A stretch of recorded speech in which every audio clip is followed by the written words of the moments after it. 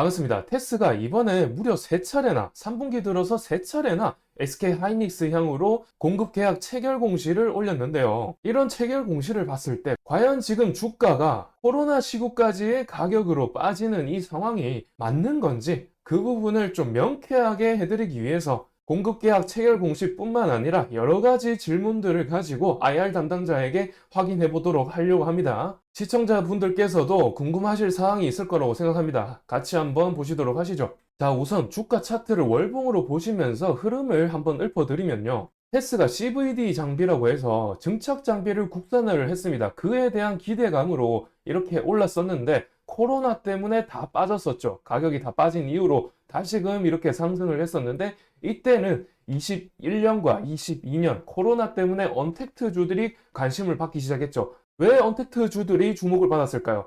개인들이 재택근무라든지 코로나 때문에 집에서 갇혀가지고 나올 수가 없는 사정 때문에 PC 수요가 엄청나게 증가했습니다. 21년, 22년 동안요. PC 수요가 엄청나게 증가하면서 삼성전자라든지 하이닉스가 이 캐펙스 증대를 해가면서 이 테스의 증착 장비를 많이 사들이기 시작했죠. 그래서 테스가 이 당시에 21년도에 특히 3,700억 원의 매출액을 달성하는 등 가장 실적이 좋았습니다. 그래서 그 부분이 지금 20년도에 선반영이 되었죠.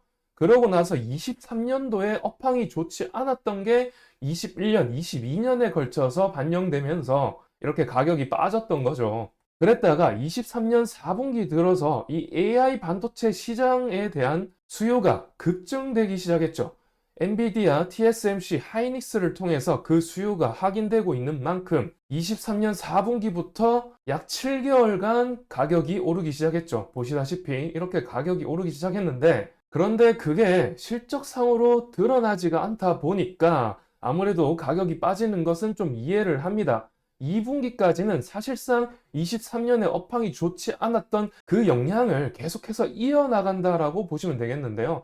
AI 반도체 시장에 대한 어떤 수요가 확인되려면은 제가 계속해서 말씀드리고 있지만은 3분기부터다라고 말씀드렸죠. 3분기부터 HBM3E라든지 H200이라든지 이런 것들이 패키지가 같이 되면서 이제 그때부터 고부가 가치의 최신 제품들이 데이터 센터 향으로 간단 말이죠. 그러니까 3분기, 4분기부터 캐펙스 회복이라든지 제품 생산이 또렷하게 진행되면서 실적 부분도 3분기부터 좀 반영될 거다라는 말씀이죠. 그래서 이 AI 반도체 시장에 대한 선반영이 너무나도 빨리 반영되었다라고는 좀 말씀드릴 수가 있겠습니다. 그런데 제가 말씀드리고자 하는 부분은 여기서 말씀드리려고 하는 부분은 AI 반도체 시장 때문에 발생할 어떤 수익성이 지금 이때보다 적을까요? 지금 이때보다 적을까요? 저는 그렇게 생각하지 않습니다. AI 반도체 시장 때문에 지금 SK 하이닉스라든지 삼성전자가 이 캐파 증설을 얼마나 증가시키냐면 미국과 용인시만 하더라도 거의 제가 봤을 때 1,000조 이상의 캐파 증설을 하는데 투자를 한단 말이죠. 그렇다는 것은 지금 여기 이 시절과는 비교가 안 될 정도의 캐파 증설이 이루어지고 있다는 것과 그렇다면 앞으로 이 장비 수요에 대해서 급증할 거다라는 부분이 전혀 반영되고 있지 않다라는 부분을 좀 말씀드리려고 합니다. 그래서 지금 가격을 보면은 이 코로나 시국 때의 가격까지 하락했다가 다소 말아 올려진 것이 확인되죠. 그렇다면은 이 코로나 시국까지 가격이 빠질 일인가를 좀 따져봐야겠죠. 그래서 제가 IR 담당자에게 좀 여러 질문지들을 가지고 물어보려고 했습니다. 그 질문지들, 어떤 질문을 하려고 했는지부터 좀 말씀을 드려볼게요. 자, 우선 첫 번째로 이 공급 계약 체결 공시가 3차례 나왔다고 말씀드렸죠. 그것을 다 합했을 때 11월까지 364억 정도의 규모로 계약을 체결했습니다. 한 개 공시는 9월까지기는 하나 나머지 두 개는 11월까지 공급 계약인 걸로 보입니다. 그렇게 해서 공급 계약 규모가 364억입니다. 이 364억치의 장비가 DDR5용 증착 장비인지 아니라면 어떤 용도로 사용될 증착 장비인지 물어봐야겠죠. 왜냐하면은 이 AI 산업의 대표되는 제품이 HBM이죠. HBM용, DDR5용 증착 장비냐가 가장 중요하지 않나 생각이 됩니다. 그리고 이어서 이 하이닉스 외에도 삼성전자향, 마이크론향이 또 있는지 추가적인 고객사가 있는지 물어봐야 될 것 같고요. 그리고 공급 계약 공시 중에 하나가 150억 규모인데요. 이 150억 규모라면은 몇 대 정도가 납품되는지 알 수 있다면은 대당 얼마인지 알 수 있고 그 정보를 가지고 어떤 유추하는 데 사용할 수가 있겠죠. 그리고 한 대당 월 몇 개 정도의 DDR5 칩이 생산되는지, 아니라면 다른 칩이라면 또 그 다른 칩은 몇 개 정도 생산할 수 있는지 월 단위로 한번 물어볼 필요가 있겠죠. 그런 생산 능력을 알게 된다면은 향후에 DDR5 관련해서 얼마나 수요가 있다라는 정보가 나왔을 때 앞으로 SK 하이닉스라든지 삼성전자가 수요 과잉 때문에 캐파 증설을 해야 될 때 그때 테스 장비가 몇 대 정도 들어가며 얼마 정도의 공급 계약을 체결할지 어느 정도 유추해 볼 수 있기 때문에 중요한 자료가 되지 않나 생각이 됩니다.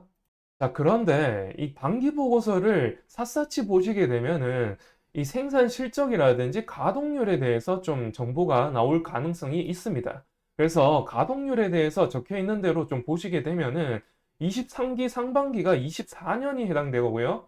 22기가 23년이 되겠죠. 21기는 22년이 되고요. 그래서 22년도에 매출액이 약 3,500억 정도 나왔기 때문에 21년도에 그 비슷한 매출액을 달성을 했는데 그 당시에 100대를 생산했다고 하죠. 100대 정도 생산하면은 3,500억 정도의 매출액을 달성하는구나를 알 수가 있고, 그 21년도에 3,700이 가동률 100% 수준인가가 좀 궁금하죠. 1년에 가동률 100%라면 1년에 매출액 3,700억 정도가 나오는지 물어본다면 그런 정보가 꽤 유익한 정보가 아닌가 생각이 듭니다. 그리고 그 이후로 캐파 증설이 몇 퍼센트 이상 정도 증대해 왔는지도 중요한 정보가 되지 않을까 생각이 됩니다. 그리고 올해에 이 가동률이 지금 낮죠. 보시면은 29대밖에 생산을 하지 않았습니다. 상반기에. 그런데 하반기에 공급 계약 체결 3번이나 있은 이력이 있기 때문에 이 상반기의 실적보다 얼마나 증가할 것인지가 지금 관건이 되겠죠. 그래서 이 가동률이 지금 낮은 상황인데 이 낮은 가동률만큼 올해 매출액이 21년 수준으로 회복은 불가능한가? 이 부분이 굉장히 중요한 질문이 아닌가 생각이 듭니다. 아까 몇 대 정도 공급이 되는지 물어본다고 말씀드렸죠. 그게 바로 이 때문이죠. 29대에서 플러스 몇 대 정도가 납품이 되는 건지 알게 된다면은 21년도 수준과 비교해서 얼마 정도의 매출액을 달성할지도 알 수 있을 테니까요. 그런 점에서 꼭 물어봐야 되는 질문이 아닌가 생각이 들고요. 그 다음 질문은 뭐냐면은 보시다시피 지금 우측에 보시면은 반기보고서 상으로 회사의 사채가 전혀 없는 상황입니다.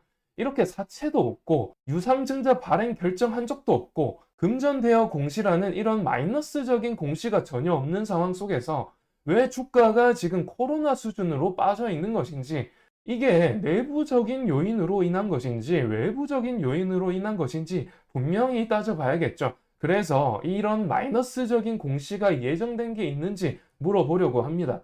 그리고 앞으로 이 미국의 SK 하이닉스라든지 삼성전자가 생산 캐파를 미국에서 증설을 하면서 미국 시장도 점유율을 넓혀갈 계획인데요. 여기에 그 계획의 일환으로 이 테스도 함께 하는 것인지, 생산 공장을 미국에 함께 지으러 가는 것인지 그 부분도 좀 확인해 볼 필요가 있지 않나 생각이 듭니다.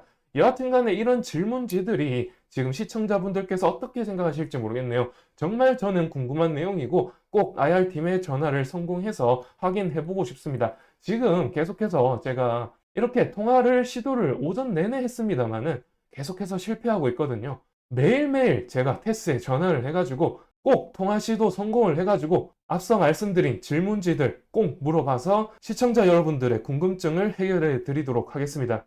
그러면은 지금까지 시청해 주셔서 감사드리고요. 다음 영상 질문지들의 결과론적인 부분 제가 꼭 다음 영상에 가지고 와서 명쾌하게 알려드리도록 하겠습니다. 기대해 주시고요. 영상 좋으셨다면 구독해 주시고요. 다음 영상도 기대해 주시길 바랍니다. 감사합니다.